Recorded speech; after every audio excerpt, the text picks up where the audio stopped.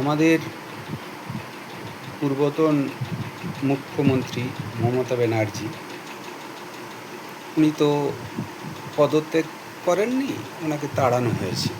যাই হোক, এই প্রাক্তন হওয়ার পর এখন নতুন একটু জোর করেও জোর পাচ্ছে বামপন্থীরা। যে কোনো ইস্যু নিয়েই তারা লাল পতাকা নিয়ে রাস্তায় নামছে। সমস্যা হচ্ছে ওদের তো বামেদের বিজেপি বিরোধিতা চিরকালই।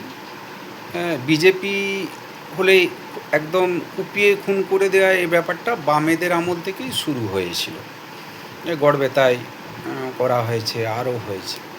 তো এইটা যখন আমাদের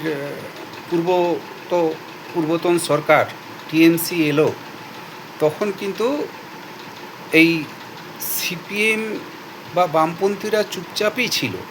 কেননা তারা যেহেতু বিজেপি বিরোধী, অতএব তলে তলে এটা এই সিপিএম, আমরা বামপন্থী বামদল বললেও মূলত তো সিপিএম, তো সেই সিপিএম একটা, যেটাকে আমরা সিপিএমউল বলি, এটা ছিল। এটা ওদের আচার আচরণ, কর্মপদ্ধতি ইত্যাদিগুলো থেকে বোঝা যায়। এদের এখন যে তেড়ে ফুঁড়ে উঠে আসা, সেটাও কিন্তু তারই ইঙ্গিত বহন করে। এতদিন চুপ ছিল, এতদিন পার্টি অফিস উদ্ধার করতে পারেনি। বিজেপি আসার পর তারা সব উদ্ধার করে এবং বিজেপির বিরুদ্ধে নেমে পড়েছে। টিএমসি একদম মুছেই গেছে। তো একটা বিরোধী দল তো থাকতেই হবে, এবং ফলতাতে সেটা আমরা দেখেওছি। বিরোধী দল হিসাবে এখন সিপিএমকেই কিছু একটা পক্ষ তো ভাবছেই। তো আমরা এখন যেটা এই শুভেন্দু সরকারের আমলে যেটা আমরা দেখলাম, খুব ভালো জিনিস যেগুলো, এই যে পুলিশ রাস্তায় টাকা আদায় করছে, তার এগেনস্টে অ্যাকশন হচ্ছে, যেগুলো অতীতে কোনো দিনই হয়নি, বিগত 49 বছরে কখনো হয়নি। বা একজন পুলিশ অফিসার যে কোনো বিরোধী দলের মানুষকে লিঞ্চ করেছে, হ্যাঁ, তাকে বরখাস্ত বা সাসপেন্ড করছে। এবং আরও এই যে পঙ্কজ দত্ত, এই যে অপমান, একটা টুলে বসিয়ে রাখা, অথচ একজন ডিআইজি,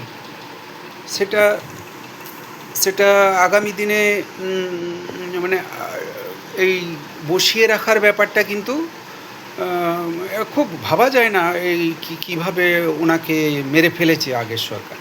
তো এগুলো নিয়ে কিন্তু আমরা দেখেছি সিপিএম কোনো উচ্চবাচ্য করেনি। তো যাই হোক, এই আমাদের এই যে শুভেন্দুর সরকার, বা এটাকে বলা হচ্ছে পশ্চিমবঙ্গের সরকার, বিজেপির সরকার না বলে, এখানে একটা পজিটিভ দিক হলো, আরও যে সকল পুলিশ তারা সাসপেন্ড হচ্ছে, এগুলো কিন্তু অতীতে দেখা যায়নি। পুলিশকে সবসময় প্রশ্রয় দেওয়া হয়েছে। আমরা যদি মনীশ গুপ্তর কথাও ধরি, তাকে তো সাসপেন্ড করা হয়নি যদি সে অন্যায় করেছিল। সিপিএম কি তার এগেনস্টে কোনো অ্যাকশন নিয়েছিল? নেয়নি। তো সিপিএমের ক্ষেত্রে যেটা আমার ব্যক্তিগত যে ব্যাপারটা আমার সবসময় মনে হয়েছে, এদের কিন্তু এদের তলায় তলায় একটা যেটা থাকে, সেটা হচ্ছে যে ওই যে লাল পতাকা, যেটা লাল রক্ত, এরা একটু লাল ব্যাপারটাকে ভালোবাসে। তো এই বাম আমলে যে মানুষ যেভাবে খুন হয়েছে, আপনি মরিনঝাঁপি, তো মানে হিন্দু আছে, এই মরিনঝাঁপির ঘটনাটায় যদি আমরা দেখি, এই মরিনঝাঁপিতে যে হিন্দুদের খুন করা হয়েছে, আপনি একটু উল্টোভাবে দেখুন, সেই মরিনঝাঁপিতে কোনো হিন্দু ছিল না, মানে অহিন্দু ছিল। তাহলে কি এইভাবে খুন করত? এই আনন্দমার্গীদের ক্ষেত্রে আমি তখন শুনতাম যে ওরা নাকি ছেলে ধরা, এগুলো ভেবেওছি যেভাবে প্রচার করেছে, কিন্তু তা তো নয়। হ্যাঁ, এই যে মিথ্যা শেখানো হয়েছে, প্রতিটি ঘটনাই করেছে, ন্যারেটিভ, মিথ্যে ন্যারেটিভ, আমরা যেটা বলি যে মিথ্যেকে সত্য করে দেওয়া বারবার বলে গোয়েবলস, এইটাকে খুব ভালোভাবে কিন্তু বামেরা করায়ত্ত করেছে। এবং আমি মনে করি যে এই গোয়েবলসের থেকেও ভয়ানক এই বামেরা, ঠিক আছে? যেমন এই আমরা হকার উচ্ছেদের ক্ষেত্রেও যেটা দেখছি, এই হকার উচ্ছেদ কিন্তু সিপিএমও করেছে, এখন যারা এটা অপোজ করছে। তো আমি দেখেছি এই রাস্তাঘাটে বাস বেরোনোর জায়গা নেই, কি ভয়ঙ্কর, বেরোনো অসম্ভব।